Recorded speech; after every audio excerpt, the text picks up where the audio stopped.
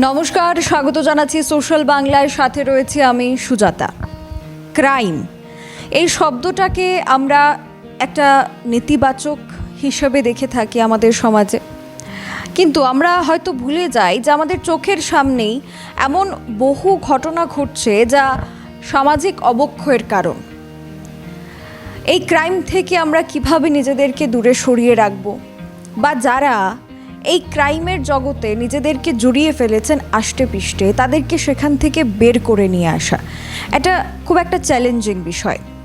কিন্তু আমাদের সমাজের এমন বহু মানুষ রয়েছেন যারা নিজেদের পরোয়া না করে, নিজেদের জীবনের পরোয়া না করে এই ধরনের ক্রাইম বা কারাপশনগুলিকে নিজেদের জীবনের সঙ্গী করে নিয়েছেন। এর মানে এই নয় যে ওনারা ক্রাইম বা কারাপশন করছেন, এর মানে এই যে ওনারা এর থেকে মানুষকে রক্ষা করার একটা রাস্তা তৈরি করে দিচ্ছেন। আমাদের সাথে আজকে রয়েছেন crime and corruption control awareness সোসাইটির পক্ষ থেকে প্রেসিডেন্ট মহোদয়, আমাদের সাথে রয়েছেন সেক্রেটারি মহোদয়। তাদের সাথে আমরা ত্রিপুরা রাজ্যের এই যে সামাজিক অবক্ষয়ের কারণগুলি, কিভাবে এই ক্রাইম বা কারাপশনগুলি এই সোসাইটি বছরের পর বছর ধরে সেটাকে নিয়ন্ত্রণ করে আসছে, সেটা জানব। আমাদের সাথে মুহূর্তে রয়েছেন crime and corruption control awareness সোসাইটির যিনি প্রেসিডেন্ট রয়েছেন, স্টেট প্রেসিডেন্ট শুভ্রাংশু পাল মহোদয়। অনেক অনেক স্বাগত জানাচ্ছি। এবং আপনাদের কুর্নিশ যে এত একটা চ্যালেঞ্জিং কাজ আপনারা করে যাচ্ছেন, এটা কোনো গভর্নমেন্ট অ্যাসোসিয়েশন নয়, প্রাইভেট অ্যাসোসিয়েশন। তো সেখানে সরকারি সাহায্য ছাড়া বা নিজেদের মতো করে একটা সংগঠন তৈরি করে এই ক্রাইম কারাপশনের বিরুদ্ধে লড়াই করা, এটা খুবই চ্যালেঞ্জিং বিষয় নিশ্চয়ই। অ্যাকচুয়ালি যেটা আমাদের একটা স্বপ্ন ছিল, আমরা যারা সংগঠনের সাথে জড়িত আছি, যে দুর্নীতি এবং ভ্রষ্টাচার থেকে রাজ্যকে রক্ষা করা। তো ওই দুর্নীতি এবং ভ্রষ্টাচার থেকে রাজ্যকে রক্ষা করার লক্ষ্যে একা কোনো দিনই সম্ভব না, যেটা তার জন্য একটা প্ল্যাটফর্ম প্রয়োজন। তো ওই প্ল্যাটফর্মটা তখন আমরা মাথায় আসলো, আমরা চিন্তা করলাম যে ক্রাইম অ্যান্ড কারাপশান দিয়ে আমাদের অর্গানাইজেশন নামকরণ হয়। 2019 15 আগস্ট আমাদের অর্গানাইজেশনের ওপেনিং হয়।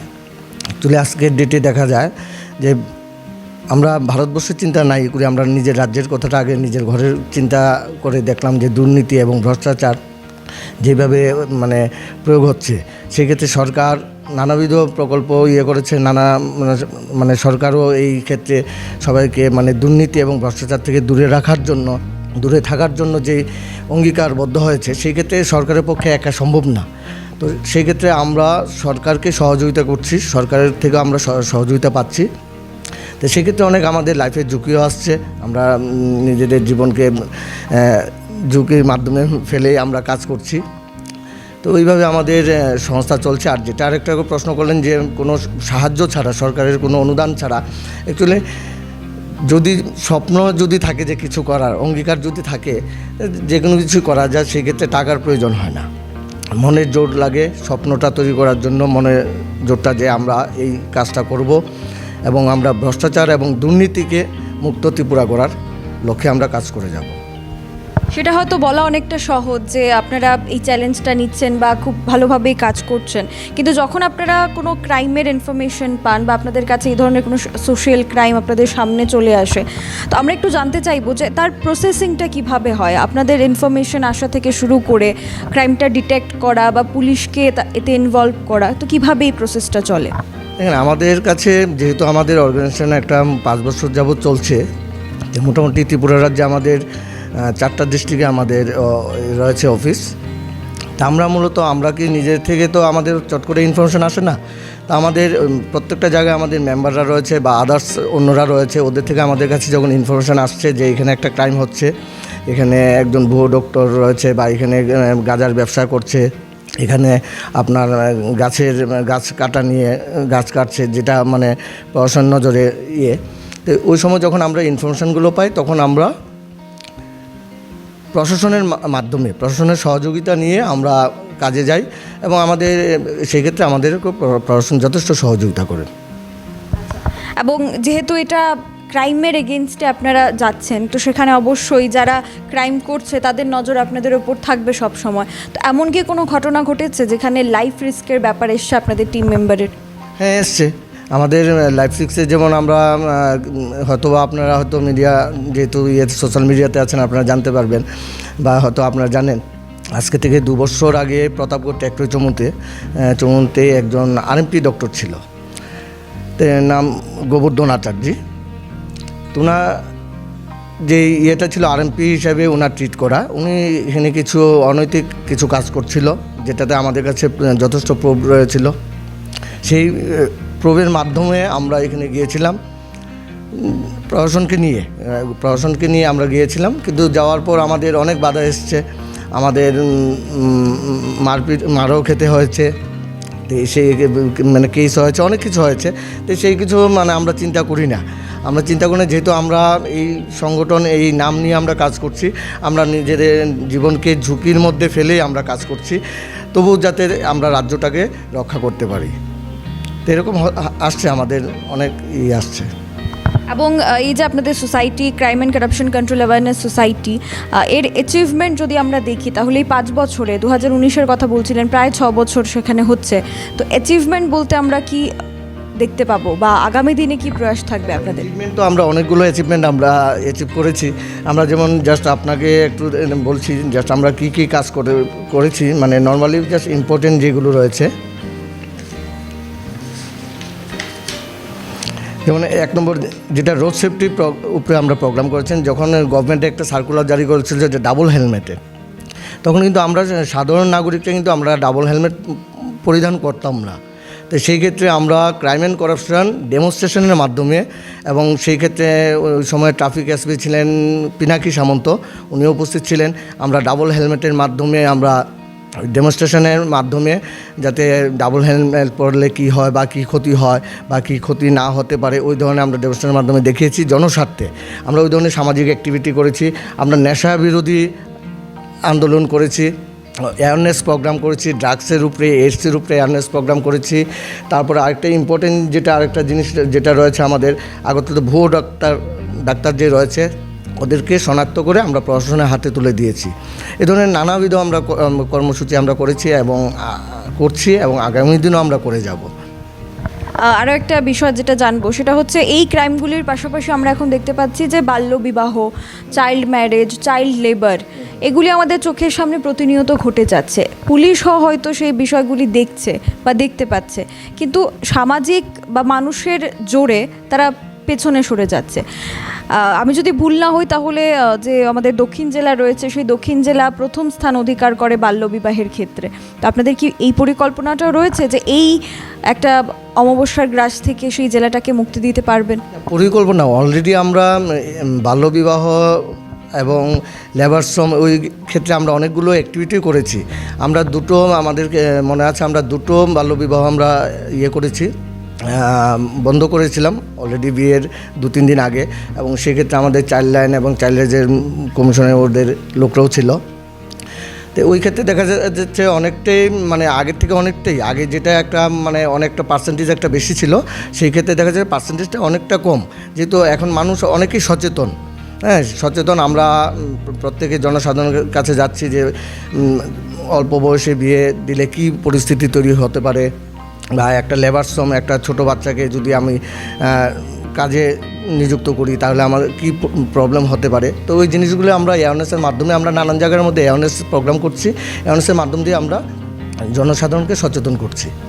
এবারে আমরা crime and corruption control awareness সোসাইটির যিনি স্টেট সেক্রেটারি রয়েছেন শর্মিলা চৌধুরী, ওনার কাছ থেকে এই সোসাইটির আরও কী কী দিক রয়েছে সেগুলি আপনাদের সামনে তুলে ধরবো।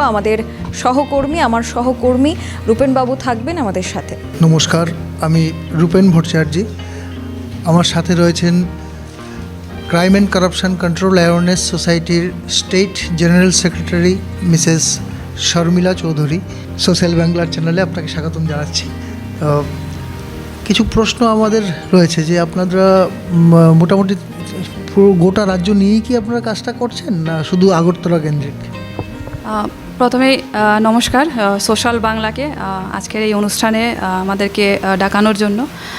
হ্যাঁ, আপনি যেই প্রশ্নটা করেছেন যে সারা ত্রিপুরা রাজ্যে, নিশ্চয়ই আমাদের কিছুক্ষণ প্রেসিডেন্ট যিনি রয়েছেন উনি চাইছেন যে সারা ত্রিপুরা রাজ্যে যাতে crime and corruption control awareness society বিশদ আকারে কাজ করতে পারে এবং প্রত্যেকটা ঘরে ঘরে যাতে এই সোসাইটির যতটুকু কাজের উপার্জনের মাধ্যমে পরিষেবা পেতে পারে, বিশেষ করে যদি এনজিও কাজ করে, মানে আমরা সেটাই মনে করি যে এটা সমাজের সাফল্য, পাশাপাশি এটা আমরা সরকারের সহযোগিতা করা। তো সেই বিষয়ে এখন পর্যন্ত ত্রিপুরা রাজ্যের কোথায় কোথায় আপনাদের ব্রাঞ্চ আছে, যদি কাইন্ডলি বলেন। হ্যাঁ, আমাদের এই সংস্থা আপাতত আমাদের ধলাই ডিস্ট্রিক্টে আছে, গোমতীতে আছে, আমাদের ধূপচড়াতে আছে, খোয়াই ডিস্ট্রিক্টে আছে, আর আমাদের স্টেট অফিসটা আমাদের এখানে আছে ওয়েস্ট ডিস্ট্রিক্টে। এবং আগামী দিনে আমাদের পরিকল্পনা যাতে বিশদ আকারে আরও সংখ্যক লোক আমাদের সাথে জড়িত হয়, যাতে আমাদের চেষ্টা, যেটা আমরা একা বা মুষ্টিমেয় কিছু দ্বারা তো হয় না, আমাদের চাইছি যে আমাদের পরিসরটা আরও বেশি করে হোক।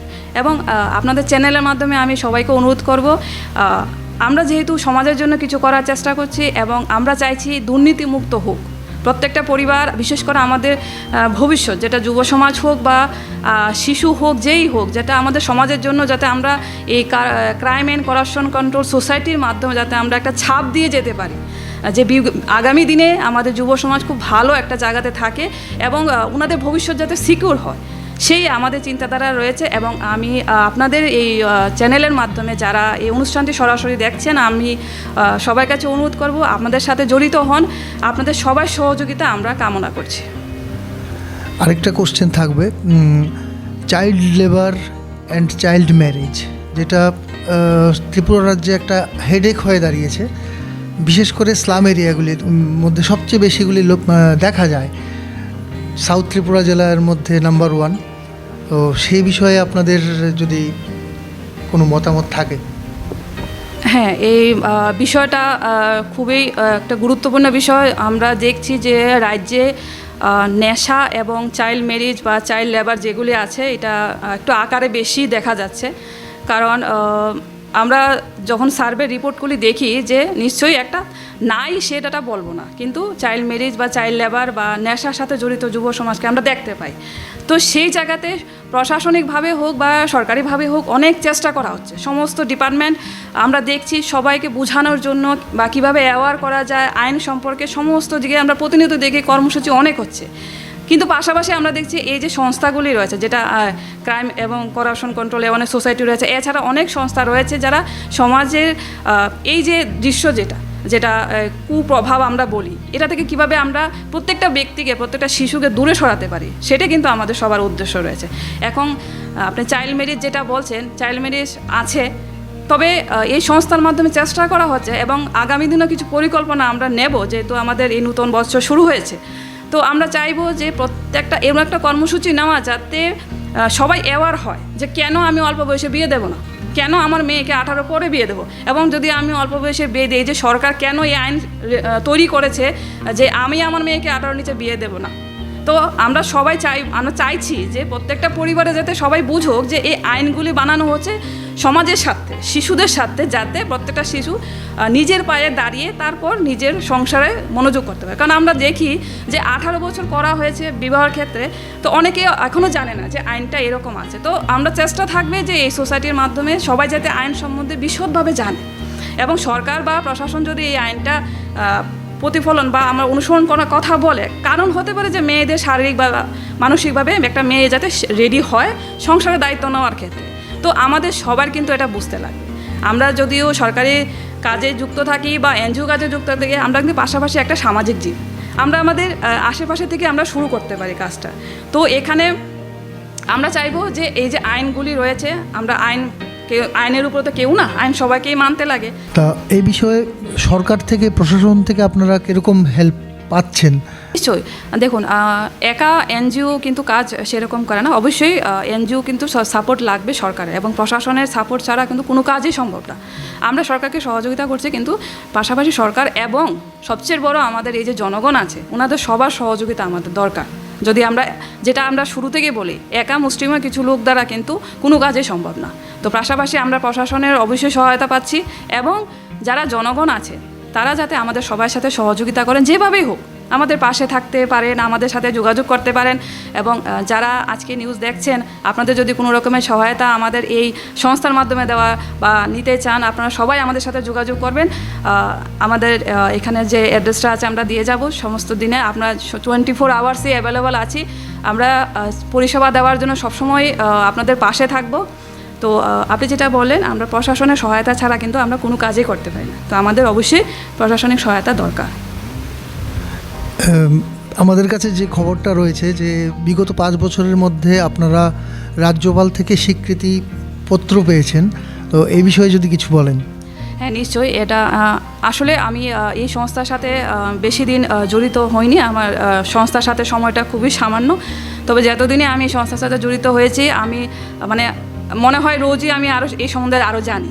কারণ প্রেসিডেন্ট মহোদয় এবং অনেকেই রয়েছেন যারা এই সংস্থার সাথে জড়িত রয়েছেন, অন্যান্য সুনামধন্য ব্যক্তিরাও এই সংস্থার সাথে ধীরে ধীরে আমাদের সাথে আসছেন এই সংস্থার সাথে হয়ে কাজ করার জন্য।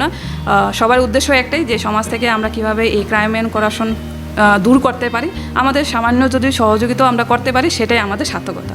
তো যেটা আপনি বললেন, আমাদের যে প্রেসিডেন্ট মহোদয় রয়েছেন উনি বলেছেন, এবং আমি নিজেও দেখেছি যে পত্রিকা প্রকাশিত হয়, যে অ্যানুয়াল রিপোর্ট প্রকাশিত হয়, ওটার মধ্যে যে মাননীয় রাজ্যপাল মহোদয়ের হাতে পুরস্কার পেয়েছে। এছাড়াও আমি অনেক কিছু দেখেছি যেটা সামাজিক কাজ করার ক্ষেত্রে অনেক পুরস্কার ওনারা পেয়েছেন এবং সুনামের সাথে এই সংস্থা কাজ করে যাচ্ছেন।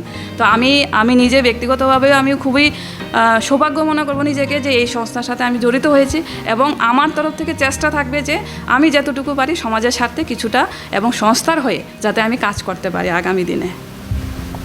অসংখ্য ধন্যবাদ আপনাকে আমাদের সাথে থাকার জন্য। ধন্যবাদ জানাই আমি রূপেন ভট্টাচার্য, এতক্ষণ ছিলাম আপনাদের সাথে। অসংখ্য ধন্যবাদ সোশ্যাল বাংলার তরফ থেকে। ধন্যবাদ। এসরায় বর্মন জুয়েলার্স শুভ অক্ষয় তৃতীয়া উপলক্ষে নিয়ে চলে এসেছে দারুণ অফার। অক্ষয় তৃতীয়া অফার চলবে 21শে এপ্রিল 2025 সোমবার থেকে 2রা মে 2025 শুক্রবার পর্যন্ত। প্রত্যেক কেনাকাটার উপর থাকছে নিশ্চিত উপহার। তাছাড়া সোনার গয়নার মজুরিতে থাকছে 25% ছাড়, হীরের গয়নার মজুরিতে 50% ছাড়, আসল গ্রহরত্নের উপর থাকছে 15% ছাড়, রূপার গয়নার মজুরিতে 25% ছাড়। ডেইলি লাকি ড্রতে থাকছে স্বর্ণ মুদ্রা জিতে নেওয়ার সুযোগ। তাছাড়াও মেগা লাকি ড্রতে থাকছে তৃতীয় পুরস্কার স্মার্ট টিভি, দ্বিতীয় পুরস্কার ফ্রিজ, প্রথম পুরস্কার স্কুটি। তাছাড়া রয়েছে পুরাতন গয়নার বিনিময়ে নতুন হলমার্কযুক্ত গয়না নিয়ে যাওয়ার সুযোগ। এসরায় বর্মন জুয়েলার্স, পুরাতন মিউনিসিপ্যালিটি রোড, তুলসীবতী বালিকা বিদ্যালয়ের দক্ষিণে, আগরতলা, পশ্চিম ত্রিপুরা। যোগাযোগ 7005392615 অথবা 9436541755।